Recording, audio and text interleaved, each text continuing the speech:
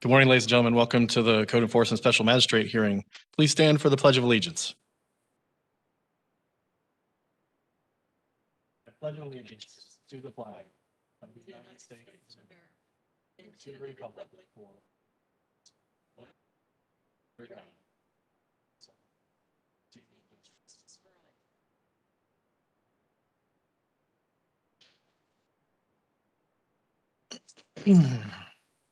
Welcome to the Hillsborough County Code Enforcement Special Magistrate hearing.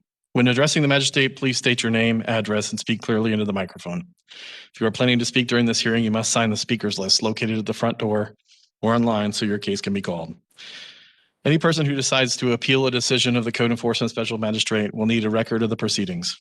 The record is comprised of testimony and evidence upon which an appeal is based. It's your responsibility to ensure that a verbatim record of the proceedings is made. By law, you have 30 days from the date of my order to appeal my decision to circuit court. Presentations by the county respondents in opposition must be kept to a maximum of 10 minutes each. The special magistrate may recess at 12:30 and reconvene at 1:30 to conclude its business if necessary. The basic process for this hearing is as follows. Ms. Meyer will conduct the oath of witness and your case will be announced. Staff will present their evidence on your case and then you'll be allowed to rebut that evidence and explain what has occurred. We'll close the hearing and announce a decision. I may ask questions and allow other witness testimony as necessary.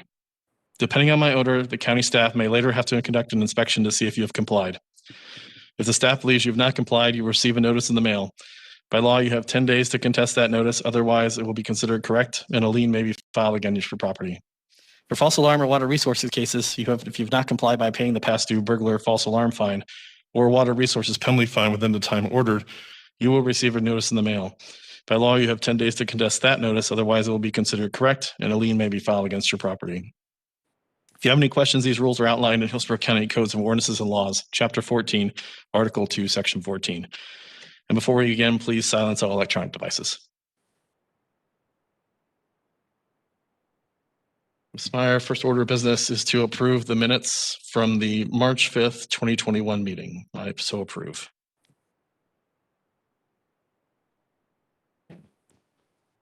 Ready for the oath? Yes, ma'am. All county staff who will be testifying must take the oath of witness. Please stand and raise your right hand. Do you swear or affirm the testimony you're about to give will be the truth, the whole truth, and nothing but the truth? Thank you. First case is on page 1 under burglar alarm cases.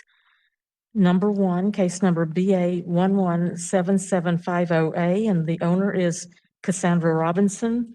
Location 11119 Leland Groves Drive. We have service, and I believe Ms. Robinson is present.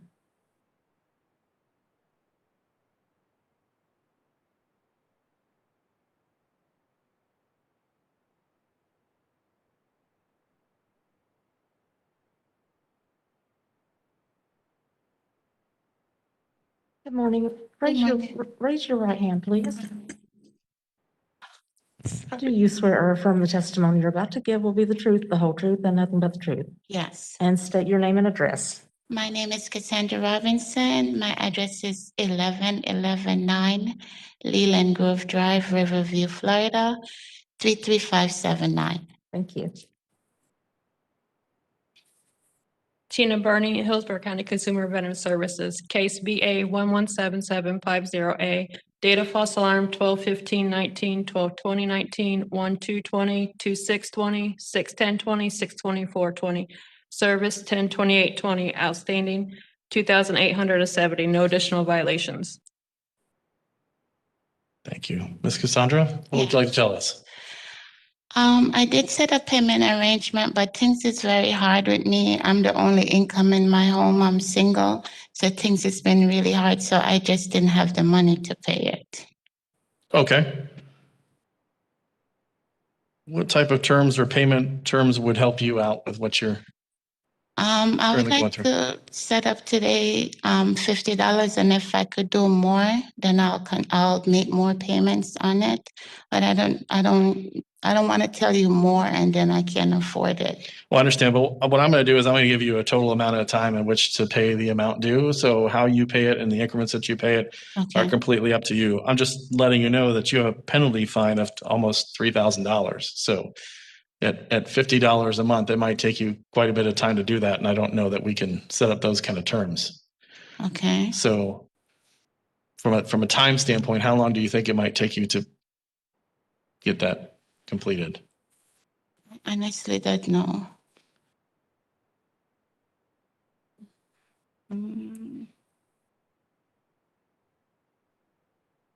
A year? A year? Yeah. Okay. I was in the 90 days. So how about we meet somewhere in the middle? Would you be more comfortable with 6 months? And we can work it out that way? Okay. Okay? Okay. All right, fantastic. I rule in case BA 117750A, that based on the evidence presented, the violator has failed to pay the false alarm penalty fine imposed by County Ordinance 04-16. I grant the violator 180 days to pay the fine imposed in order the payment is not made by that date, a fine of $15 per day be assessed. So you have 6 months to pay that. Okay. Okay? So do I just continue making 2 false alarm? Because the last payment I did another 200, but I didn't see it on this bill that I have. You'll receive a notice in the mail of the judgment and then where to send the penalty. Okay, so let's wait for that in the mail. Correct. All right. Thank you so much for your time. You're welcome. Thanks for coming down.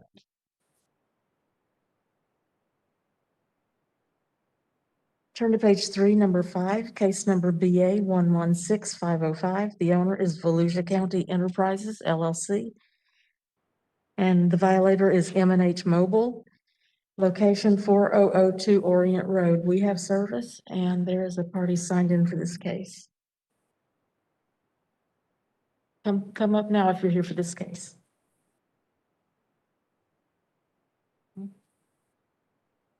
Page 3, number 5.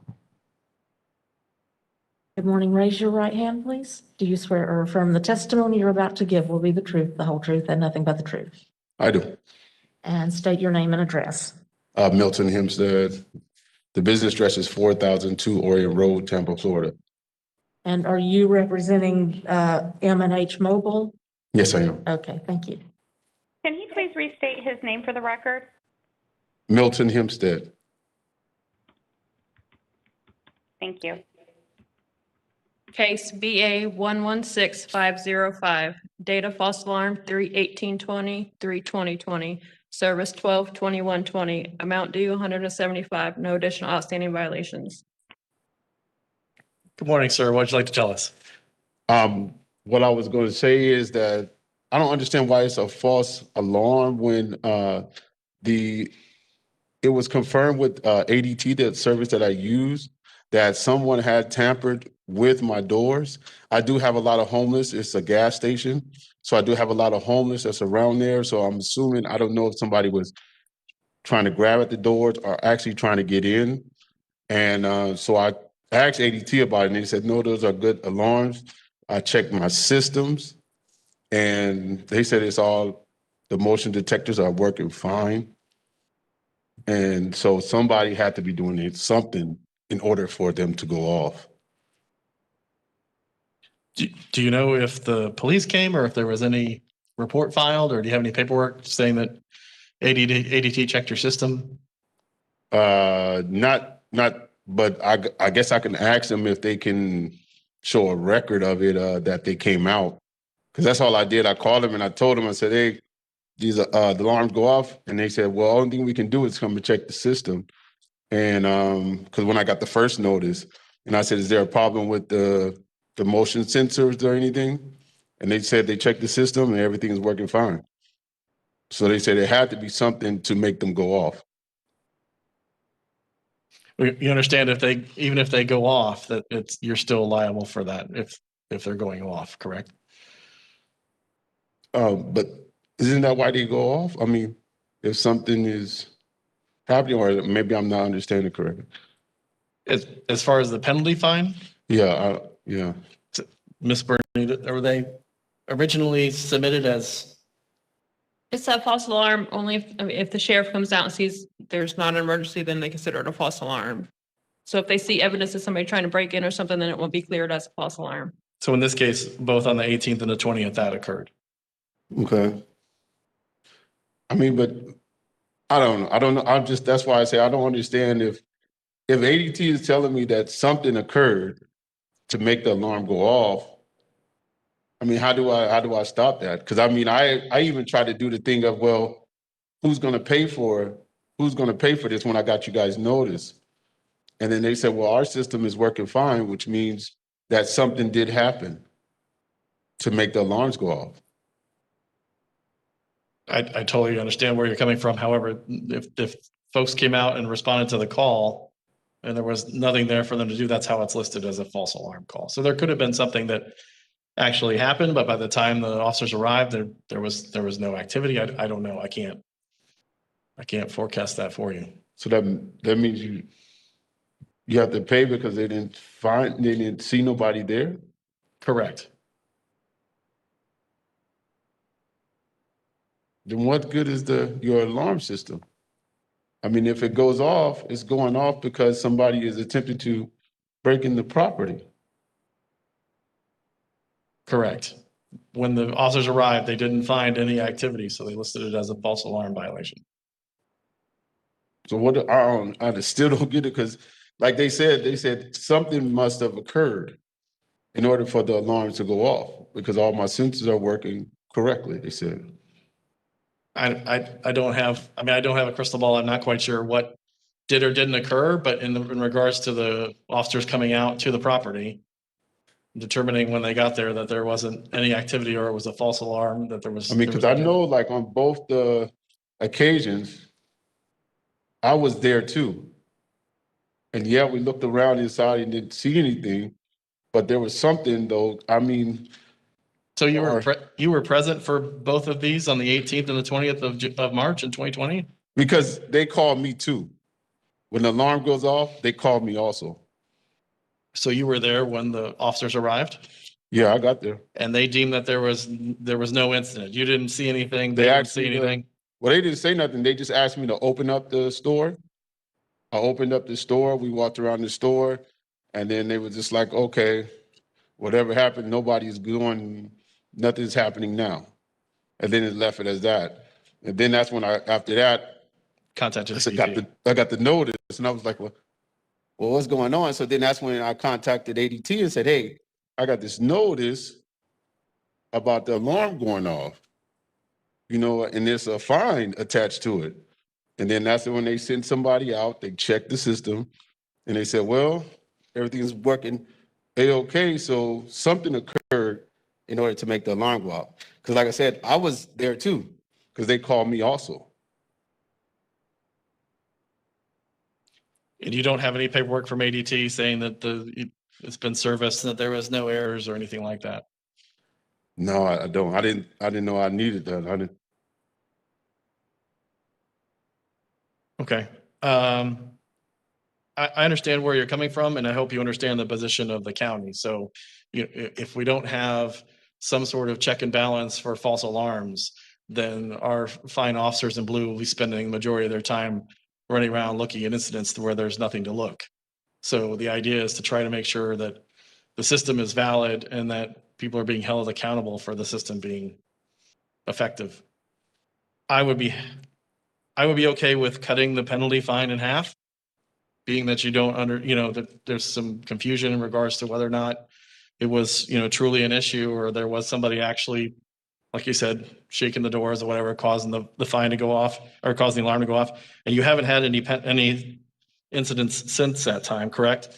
So, I mean, it's been, over a year, and obviously the system's working and those kind of things. So I'd be happy to do that, or I can postpone this for a month and have you come back next month if you want to bring back the material from ADT and take a look at it and see that they've checked the system. And if that's okay, then I'd be happy to waive the fine so that those are the two options. I'd be happy to work with you, and you let me know what works best for you. I don't want to waste your time and have you come back down again, but I understand your position. Yeah, I can check with them and make sure that they can send something about the record showing that they came out and they checked the detectors and everything, and that was working fine at that time. That's what the statement you need? Mm-hmm. Correct. Okay. I can call them up and see if they can give me something in writing from them about that. Okay. I'd rather do that and come back. Yeah, absolutely. Well, hold on a second.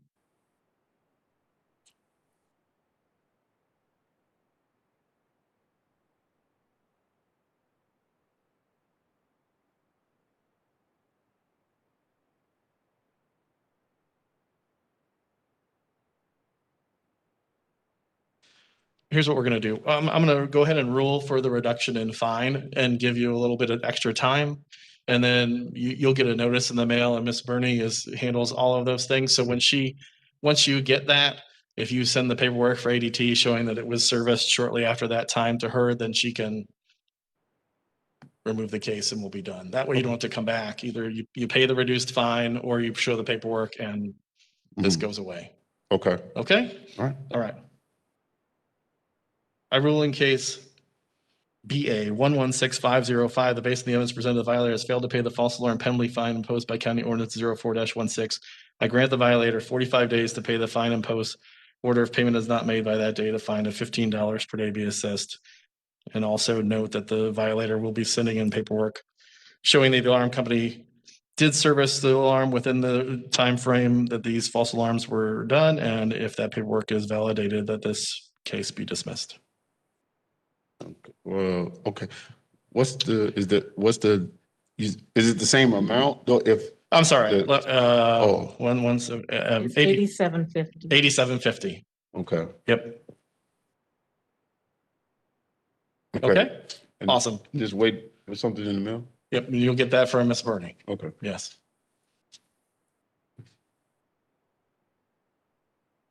Thank you, sir. Oh, Appreciate your time.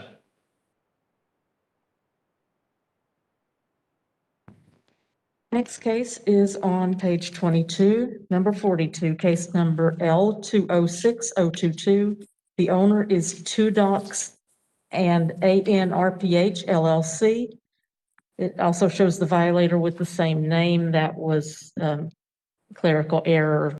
It's just the owner. When the owner and the violator are the same, we normally just put the owner. The location is 18981 North Del Mabry Highway. We have service and someone is here for this case.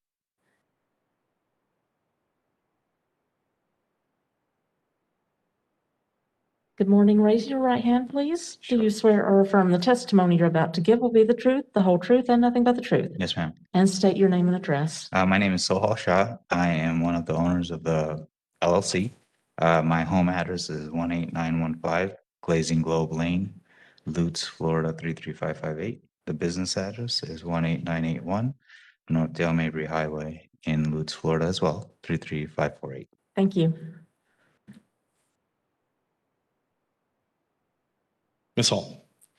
Morning, this is Krista Holm, an environmental supervisor with the county's Development Services Department.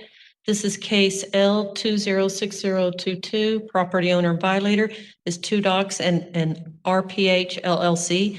Violation address is 18981 North Del Mabry Highway, Lutz. Violation observed, unpermitted removal of 53 pine trees measuring a total of 331 inches DBH. That's the diameter at 4.5 feet. Ordinance violated is section 4.01.03, first inspection December 2nd, 2019. First notice March 2nd, 2020. Last inspection March 30th, 2021. 3 inspections. We're going to present an aerial photo of the property before it was impacted for the development of the site. Where you see the red pin is the property location, heavily wooded at this time. And in January, when it started construction, you can see the construction site has been cleared. I've circled the majority of the construction site, but you can also note that there is a silt fence line. That is the limits of the construction. The area that's outside of the silt fence was to remain preserved. This is the approved site plan. You can see on the approved site plan for the construction of the medical building, there was a lot of trees that were going to be removed. You can see this is where the silt fence line is located. And trees were not X'd out to be removed. Those were to remain and be preserved. There's a legend on there that shows you how to protect the trees. There's a demarcation that shows the designated areas where the silt fencing and preservation for barricading was to be in place prior to clearing the trees. This is what it looks like now. March 30th, all the trees are gone. In that area between the sidewalks was supposed to have been the preserved treed area. There's some shrubbery around that's required of the utilities. Staff is recommending that a tree restoration or contribution agreement be made for the 331 inches of trees within the next 30 calendar days to complete the restoration or contribution to the restoration fund within 180 calendar days from receipt of an approved agreement. Fines will be issued for failure to meet these timeframes.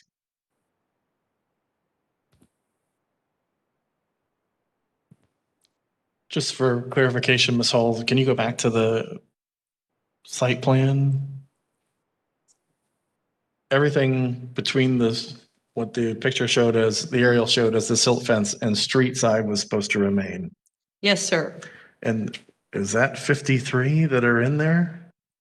In this, the approved site plan as you show here versus the ones being removed, or is it 53 total trees throughout the site? That's 53 within that area. Okay. Okay. Thank you. All right, sir, what would you like to tell us? Okay. Hi, good morning. So a couple things. We hired a site company to do all the site work and stuff. We've had nothing but problems with them since the whole start of this project, but we didn't pay them to clear out trees that weren't allowed. We assumed that they went through the county and got permits and did everything that they needed to do the right way. So when we started, we had an engineering group and we had a separate contractor for the building, a separate contractor for the site and stuff. And we just assumed everything was going right because we went through Grow Financial to pay these people. They're paid on draws based on inspections done and, you know, making sure that everything was done properly and stuff. So we were just under the assumption everything is going okay. The project took longer than what was first promised to us. It was told that it was going to be about a 9-month project, turned out to be like a 2-year project for us. And then I also noticed on the letter that was sent to me, I never received this letter back then. And the reason is my address is not correct on here. This is not my address. I brought my mortgage statement to prove what my address is. We didn't have this address at the time when this all was going on. We were still waiting for an address. We didn't have a mailbox there till September 1st of this past year when we opened up our urgent care. And so I tried to get a hold of the site contractor, but this guy owes us money because he did so many things wrong. And he's not even returning my calls or not even returning my text messages. And I honestly didn't know about that this happened. I didn't pay anybody. The bank paid everybody whatever was due to them based on the work that they did. And then we even, you know, ended up getting the CO from the county to be able to open up and stuff like that. So we were under the assumption we're good to go after 2 years of finally going through this. Like, I don't know what to say right now. Like when I received this letter, I was just like, where is this coming from? Because I really didn't know about this. Mm-hmm. You know, and I mean, 53 trees, you can't hide that. How do you hide cutting down 53? There's definitely not any hiding of trees based Right, on the that's picture what I'm they saying. took. Yeah, Yeah, you know, it's nice like- and sunny. Exactly, you know what I mean? So it's like, it's one thing if somebody cut down 1 or 2 trees, but this letter saying obviously that we cut down 53 trees. I didn't. I'm a pharmacist by profession. I was working in Sarasota. I wasn't even at the site most of the time. So I don't know what to do at this point. Like I'm besides myself right now. Understand. Ms. Hall, is there an opportunity to cite the contractor for liability in this as well, or is this? Yes, if that was brought to our attention before the hearing, we probably could have notified the contractor if that's, you know, the specific party that was hired to remove the trees in the property, we could have done that. We did not get that information. He can either settle it with us today and go back and have a contract dispute with his contractor and have him, address reimbursement for whatever costs that you've had to deal with. So those are the options that he can do. Okay. Do you have the information for the contractor and address and all those kind of things? Just his phone number. I mean, he's just not returning my calls. I do. No, I'm just asking for the purpose of giving the information to Ms. Hull so they can go through the process.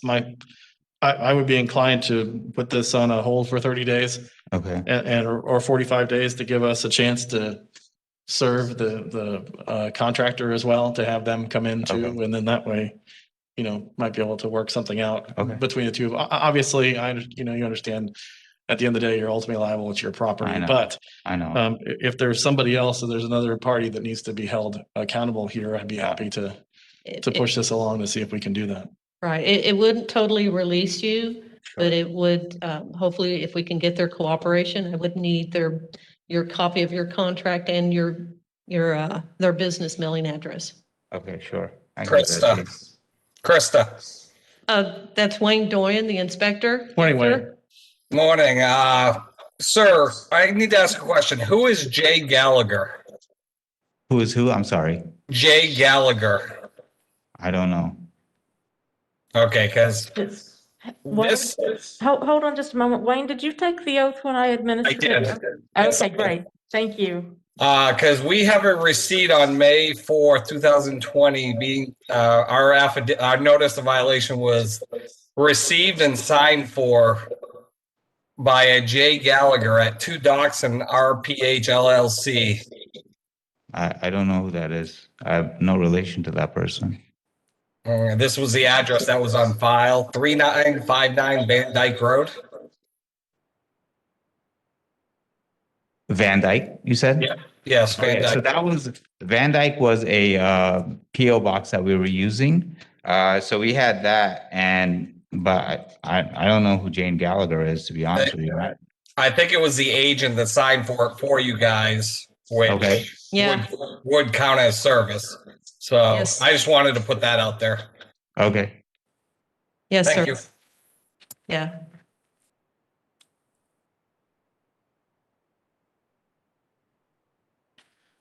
Krista, I'm still in a position where I think I'd like to see if we can have other parties be Okay. present for this. So how much time do you think you need? Is it 30? Is it 60? Is it I would say it, to properly service? I'd say at least 45 days. Okay, Because once we can get service, we can go ahead and reschedule it. okay. All right, sir, I'm going to continue this Okay. for 45 days to give Okay. them a chance. And I'm going to need you to give all the information and contract to Ms. Hull in a timely fashion so we can do that, okay? Okay. And then we'll come back around and revisit this and see where we can go. Okay. I move in case L 206022, that basically as presented, I move to continue this case for 45 days, meaning next hearing will be on the agenda for June the 4th. Correct? Correct. Okay. That's what we'll do. And Okay. you'll receive notice in the mail at your current location, the 18981 Northdale. Perfect. Okay. Okay. Thank you. Thank you very much. All right. Thanks for coming in.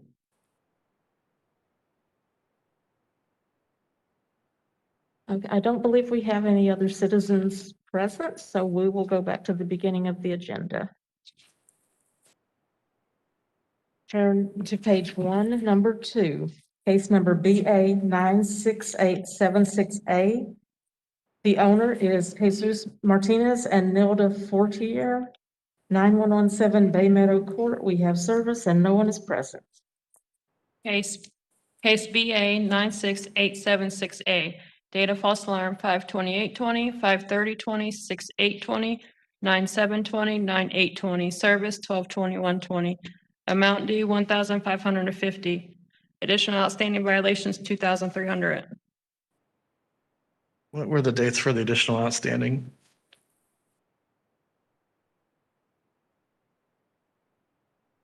November 2/20, November 4/20, 12/5/20, 12/8/20, and 12/27/20. So they were running during the same period as these violations, essentially, same After. general after? I rule in case BA 96876A. The base of the evidence presented, violator has failed to pay the false alarm penalty fine imposed by County Ordinance 04-16. I grant the violator 30 days to pay the fine imposed, or if the payment is not made by that date, a fine of $30 per day be assessed. Page 2, number 3, BA 49887 complied April 7th, 2021. Number 4, BA 114297 complied April 8th, 2021. Page 3, number 6, BA 117047. The owner is Gerald Morgan Sperling, location 1702 Sloop Place. We have service and no one is present.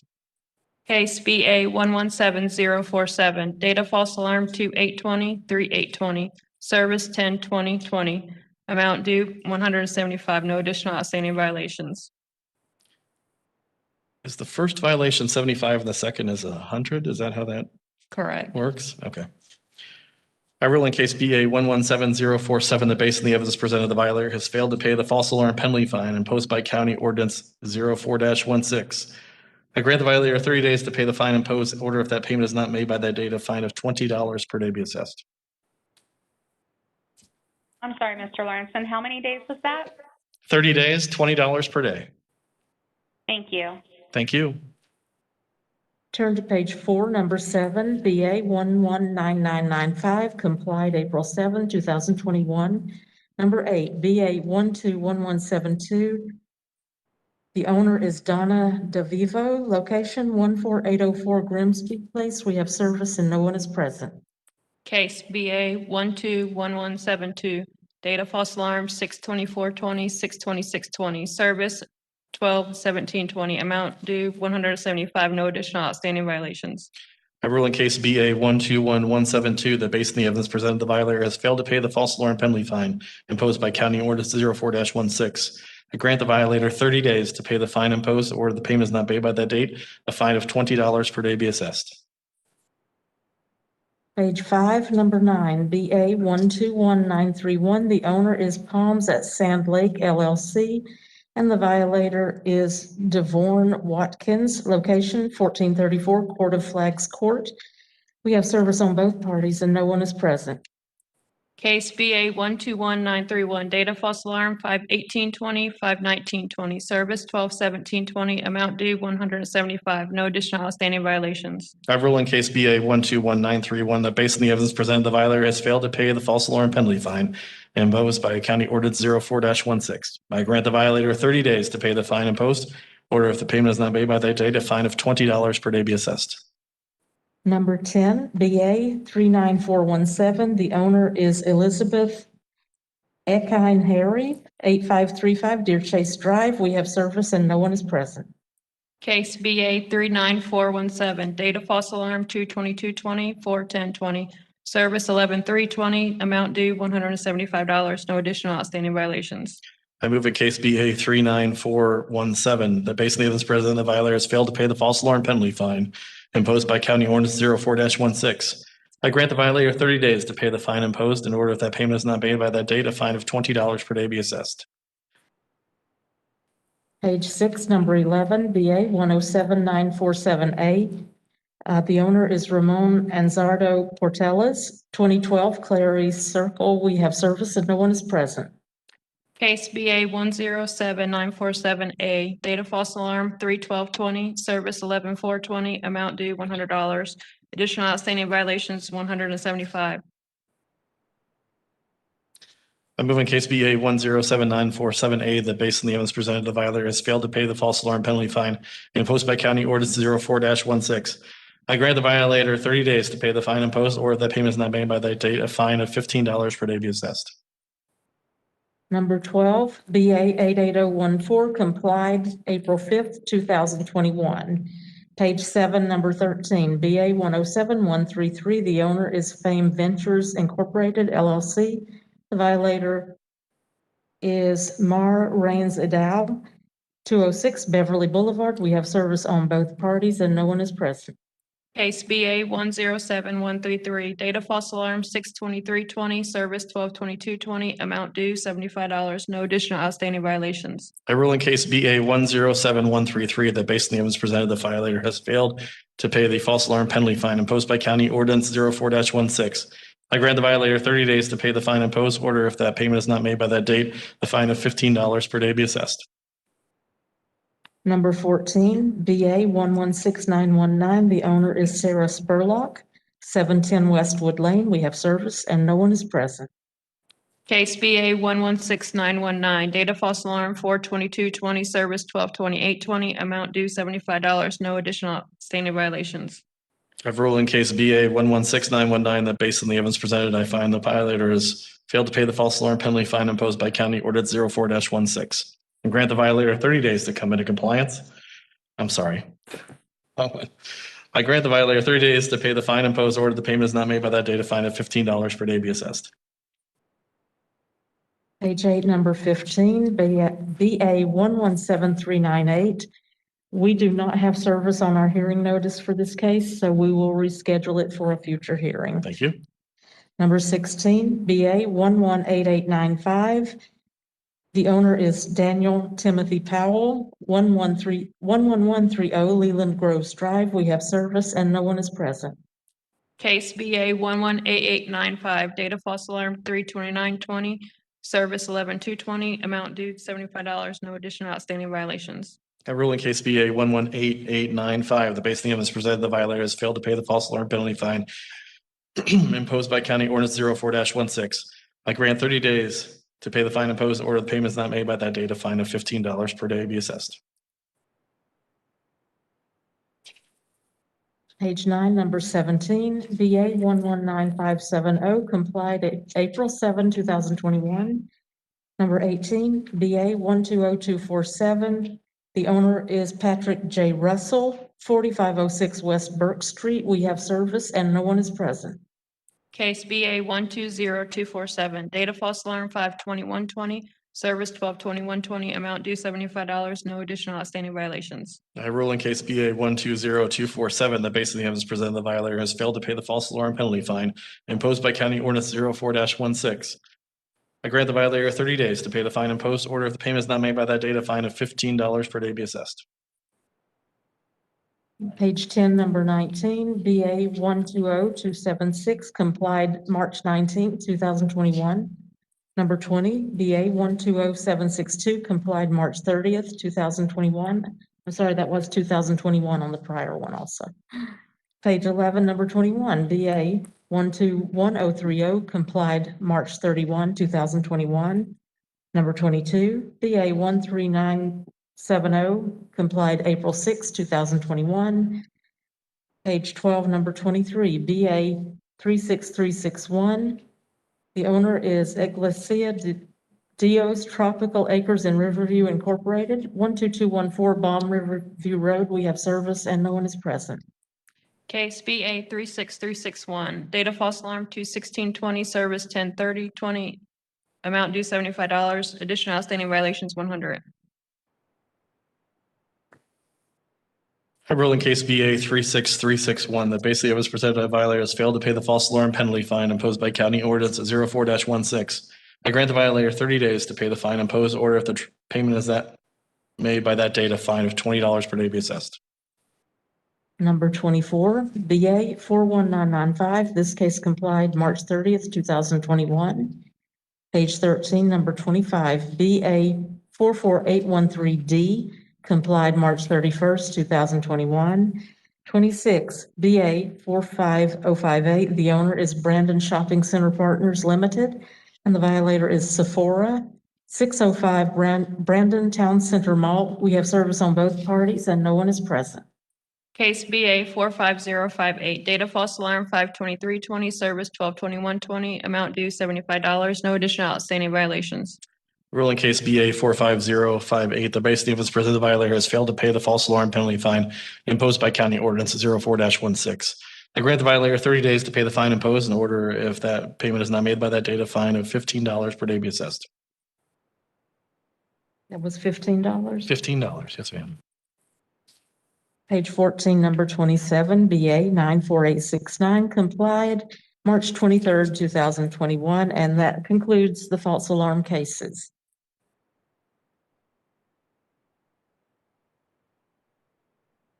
Okay, so we're on to the water cases. I believe he has PowerPoints, but the computers are not cooperating.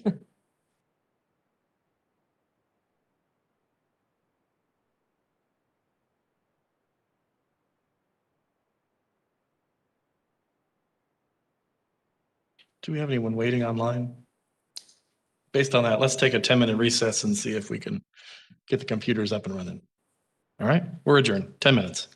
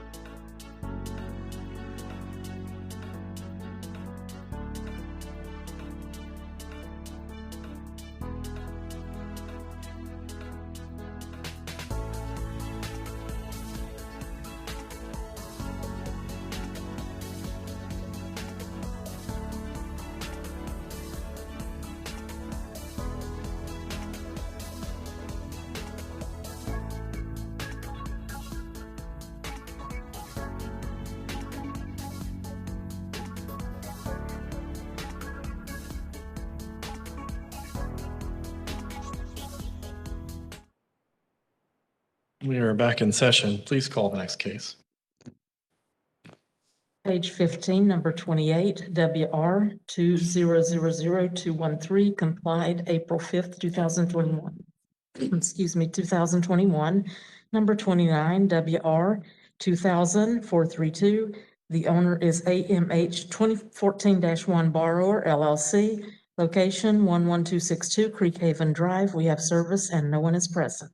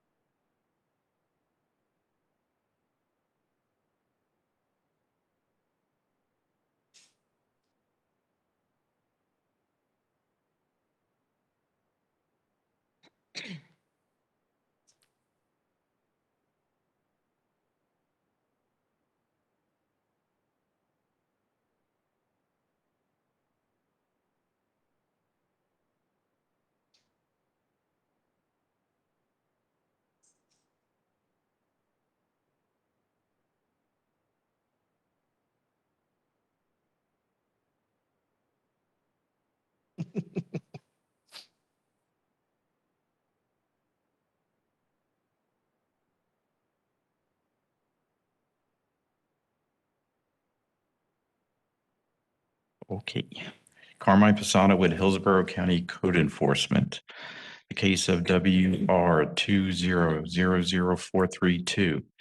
On Friday, May 1st, 2020 at 6:41 a.m., Officer Paul Whaley arrived at 11262 Creek Haven Drive to observe the sprinkler system operating on the left side of the driveway.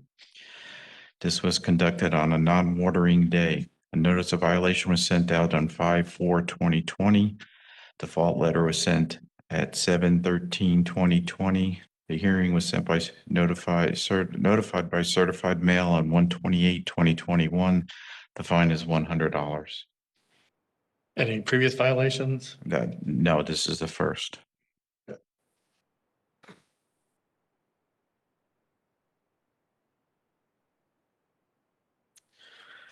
I rule in case WR 2000432 that based on the evidence presented, violator has failed to pay the water resources penalty fine for illegal sprinkling imposed by section 111-7 Hillsborough County Codes of Ordinances and Laws, Part B, Public Utilities. I grant the violator 30 days to pay the water penalty fine imposed, or if that payment is not made by that date, a fine of $15 per day be assessed. Page 16, number 30, WR 2000635. The owner is Benderson Development Company Incorporated. Location 7857 Palm River Road. We have service and no one is present. Carmine Pisano with Hillsborough County Code Enforcement. This is the case of WR 2000635. On Thursday, May 21st, 2020 at 10:40 a.m., Officer Paul Whaley arrived at 7857 Palm River Road to observe watering at the location. This was conducted on a non-watering day during non-watering hours. Notice of violation was sent on May 27th, 2020. Default letter was sent out on July 13th, 2020. Notice of hearing was made by certified mail on February 19th, 2021. This first violation, the fine is $100. Ruling case WR 2000635 that based on the evidence presented, the violator has failed to pay the water resources penalty fine for illegal sprinkling imposed by section 111-7, Hillsborough County Codes of Ordinances and Laws, Part B, Public Utilities. Grant the violator 30 days to pay the water penalty fine in order the payment is not made by that date. A fine of $15 per day be assessed. 3015. Number 31, WR 2000948. The owner is 1O Santana, 10515 White Peacock Place. We have service and no one is present. I'm Carmine Pisano with Hillsborough County Code Enforcement. This is case WR 2000948. On Thursday, 7/9/2020 at 8:34 a.m., Officer Ted Baker arrived at 10515 White Peacock Place to observe the sprinkler system on in the rear of the property. This was conducted on a non-watering day during non-watering hours. The notice of violation was sent on 7/16/2020. Default was sent out on 8/18/2020. The notice of hearing was done by certified mail on 2/19/2021. The first violation with a fine of $100. A ruling case WR 2000948 that based on the evidence presented, the violator has failed to pay the water resources penalty fine for illegal sprinkling imposed by section 111-7, Hillsborough County Codes of Ordinances and Laws, Part B, Public Utilities. I grant the violator 30 days to pay the water penalty fine imposed. In order, if that payment is not made by that date, a fine of $15 per day be assessed. Page 17, number 32, WR 2001226.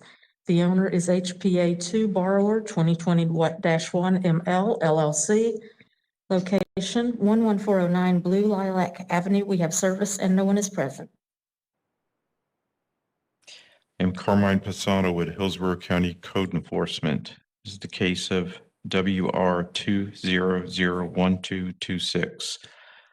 On Thursday, 9/24/2020 at 7:20 a.m., Officer Ted Baker arrived at 11409 Blue Lilac Avenue to observe the sprinkler system was operating on the front right side of the driveway. This was conducted on a non-watering day. Notice of violation was sent out on 9/25/2020. Default was sent out on 10/27/2020. Notice of hearing was made by certified mail on 2/19/2021. It's a first violation with a fine of $100. My ruling case WR 2001226 that based on the evidence presented, the violator has failed to pay the water resources penalty fine for illegal sprinkling imposed by section 111-7, Hillsborough County Codes of Ordinances and Laws, Part B, Public Utilities. Grant the violator 30 days to pay the water penalty fine imposed. Order, if the payment is not made by that date, a fine of $15 per day be assessed. Number 33, WR 2001240. The owner is AMH 2014-1 Borrower LLC. Location 11417 Weston Course Loop. We have service and no one is present. I am Carmine Pisano with Hillsborough County Code Enforcement. On Wednesday, this is the case of WR 2001240. On Wednesday, 9/30/2020 at 8:25 a.m., Officer Ted Baker arrived at 11417 Weston Course Loop to observe the sprinkler system operating on both sides of the driveway. This was conducted during non-watering hours. Notice of violation was sent out on 10/2/2020. Default letter was sent out on 11/2/2020. Notice of hearing was made by certified mail on 1/28/2021. It's a first violation with a fine of $100. Ruling case WR 2001240 that based on the evidence presented, the violator has failed to pay the water resources penalty fine for illegal sprinkling imposed by section 111-7, Hillsborough County Codes of Ordinances and Laws, Part B, Public Utilities.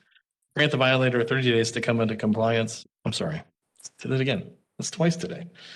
I grant the violator 30 days to pay the water penalty fine imposed in order. If payment is not made by that date, a fine of $15 per day be assessed. Page 18, number 34, WR 2001254. The owner is Polina Dimitrova, 7968 Camden Woods Drive. We do not have service on this, so it will be rescheduled.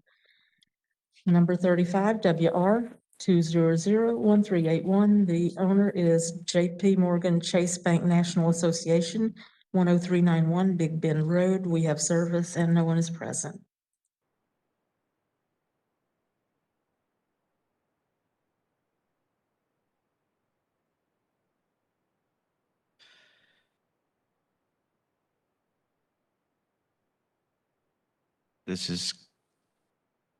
I am Carmine Pisano with Hillsborough County Code Enforcement. This is the case of WR 2001381. On Wednesday, 10/21/2020 at 7:14 a.m., Officer Ted Baker arrived at 10391 Big Bend Road to observe the sprinkler system operating along the parking lot area. This was conducted during a non-watering day. Notice of violation was sent out on 10/23/2020. Default was sent out on 11/25/2020. Notice of hearing was made by certified mail on 28/20/21.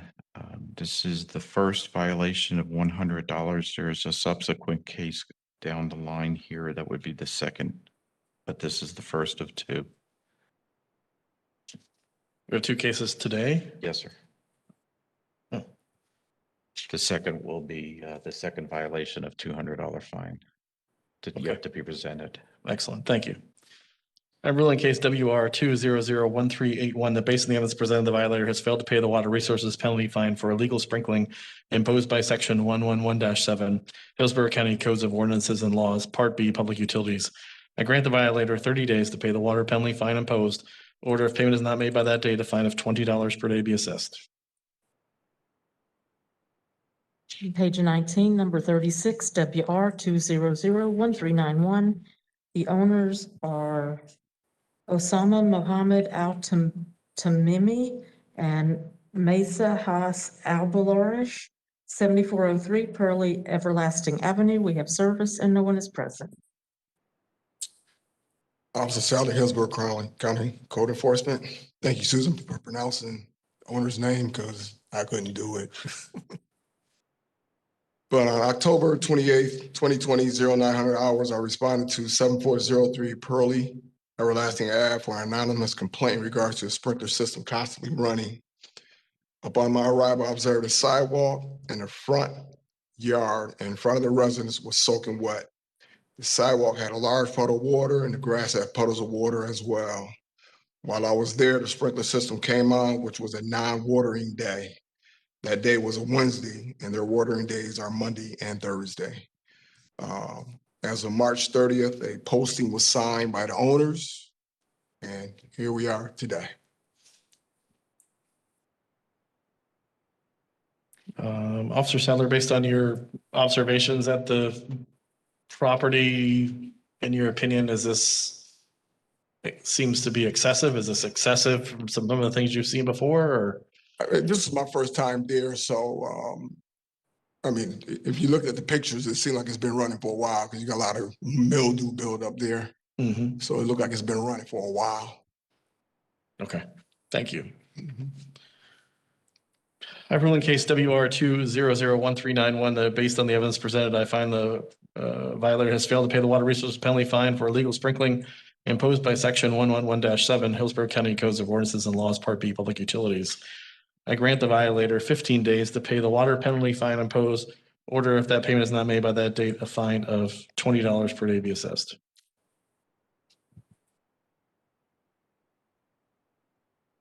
Number 37, WR 2001410 complied April 7, 2021. Page 20, number 38, WR 2001455. The owner is JP Morgan Chase Bank National Association, 10391 Big Bend Road. We have service and no one is present. I'm Carmine Pisano with Code Enforcement. This is the case of WR 2001455. On Wednesday, 11/4/2020 at 8:30 a.m., Officer Ted Baker arrived at 10391 Big Bend Road to observe watering on the right side of the entrance. This was conducted on a non-watering day during non-watering hours. A notice of violation was sent on 11/6/2020. Default was sent on 12/9/2020. Notice of the hearing was conducted by certified mail on 1/28/2021. This is the second violation and the fine is $200. The first violation was previously testified to on this date with case number WR 2001381. I rule in case WR 2001455, the base of the evidence presented, the violator has failed to pay the water resources penalty fine for illegal sprinkling imposed by section 111-7, Hillsborough County Codes of Ordinances and Laws, Part B, Public Utilities. I grant the violator 30 days to pay the penalty fine imposed in order, if that payment is not made by that date, a fine of $20 per day be assessed.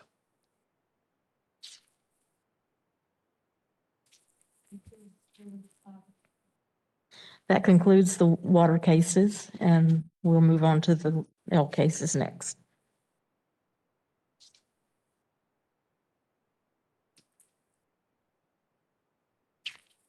So turn to page 21, number 39, L 206272.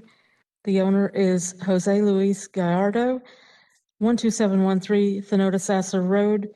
This case was continued from the hearing on March 5th, 2021, where Mr. Gallardo appeared and he had a witness he wanted to bring who wasn't available. And so we continued it to this hearing. I don't believe he's here. Okay. So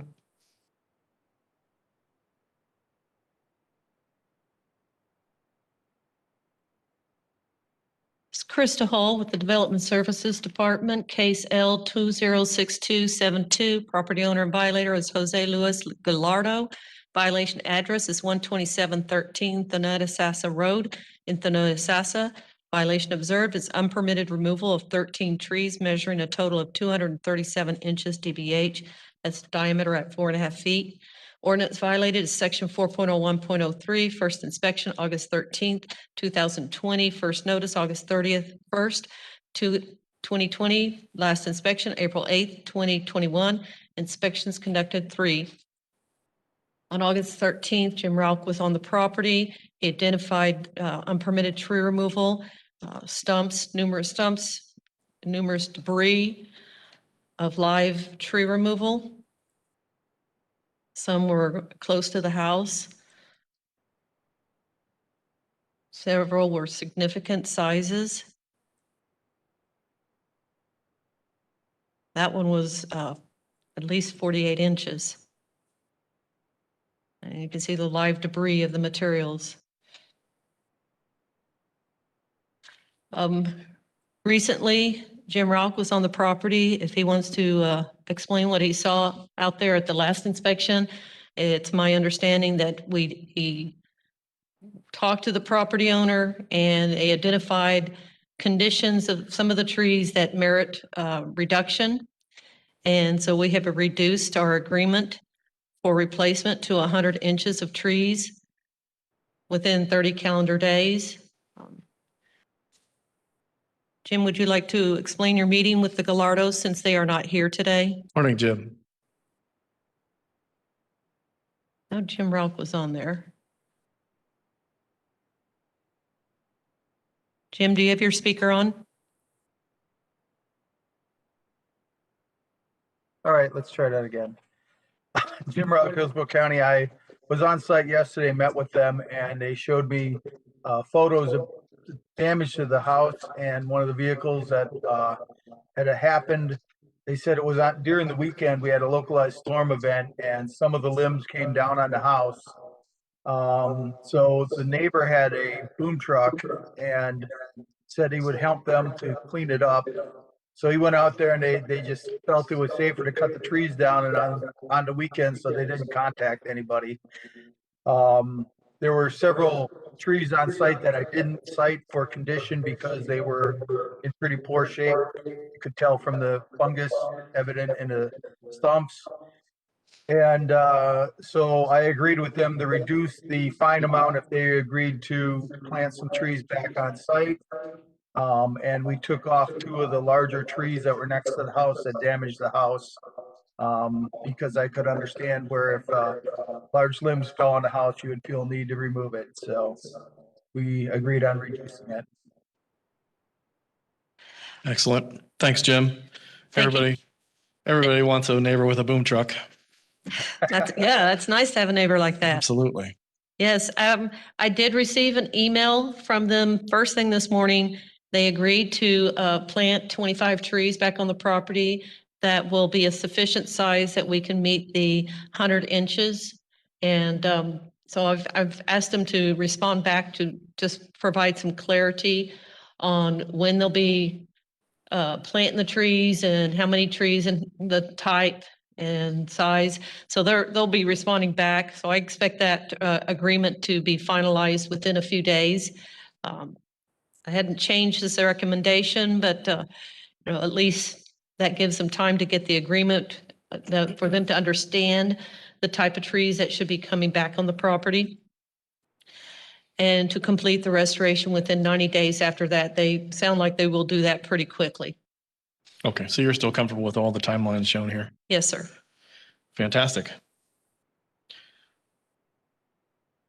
I rule in case L 206272 that based on the evidence presented, I find the property is in violation of Hillsborough County codes or ordinances since staff's presentation.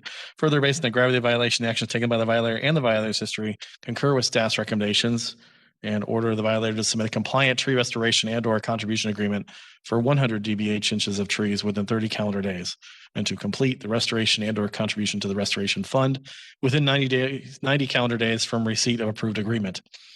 Failure to meet any of the deadlines mentioned will result in a fine of $175 per day.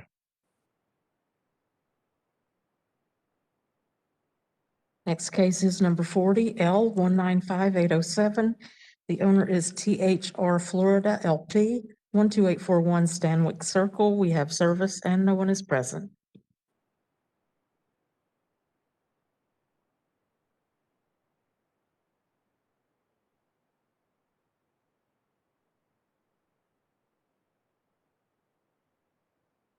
Krista Hall with the Development Services Department. This is case L 195807. Property owner violator is THR Florida LP.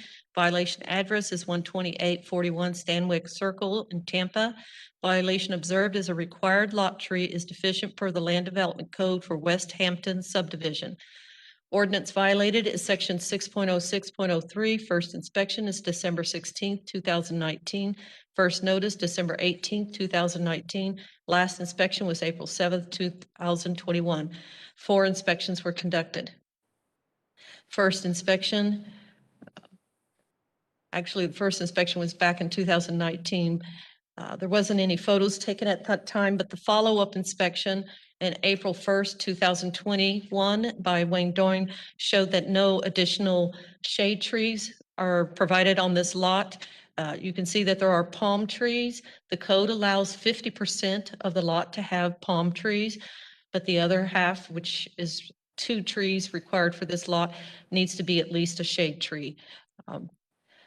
I was at the site on April the 7th, met with the HOA representative for West Hampton, and we discussed the subdivision requirements. They're trying to get a newsletter or notification out to all the homeowners so they're aware of at least their minimum landscaping requirements. So this lot does require 1 more shade tree. We're recommending that be done in 30 days, and fines will be issued if they fail to meet that time frame. Your recommendations don't show an alternative to the contributing to a fund or anything like that. So is that Now, this is a landscaping same issue? requirement. Okay. Yeah, it's a minimum landscaping requirement, so there is no alternative to pay into the fund. Must be done. Understand. I rule in case L 195807 that based on the evidence presented, I find the property is in violation of Hillsborough County codes or ordinances listed in staff's presentation. Further, based on the gravity of the violation, the action taken by the violator and the violator's history concur with staff's recommendations and order the violator to install the required lot shade tree within 30 calendar days. Failure to meet this timeline will result in a fine of $100 per day.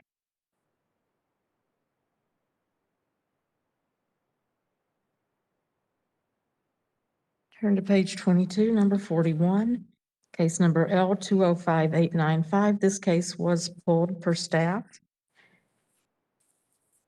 And that concludes the L cases for this hearing. Page 23, number 43, under fire marshal cases, FM 21002. This case complied April 8, 2021. That concludes the agenda. Fantastic. Thank you, everyone. Have a great Friday. This meeting is adjourned.